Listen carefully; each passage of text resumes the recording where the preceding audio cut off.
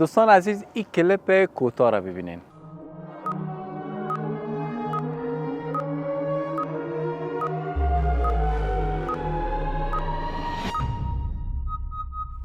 بله دوستان عزیز، مثل سالهای گذشته امسال نیز ما در نظر داریم که در هر هفته حداقل 500 تا 1000 کودک خیابانی را جمپر، جاکت و بوتای گرم زمستانی بپوشانیم. این کار ناممکن است مگر اینکه شما نیز سهم بگیرید.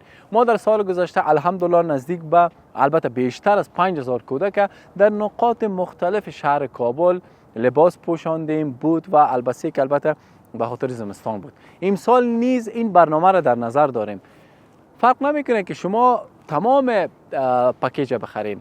شما میتونین تنها جمپر $6 میشه، یا بوتایشانه که $10 میشه، یا مثلا جاکتش که $5 میشه. بهترین کیفیت انشالله ما خدمت شما به تصویر هم خود کشیدیم. به این اطفال عزیز ما در نظر داریم که هدیه کنیم. لینک ها را مشاهده میکنین. در کل با $30 شما یک کودک قلبش و دلش شاد میکنین و در زمستان خوب خواهد داشت.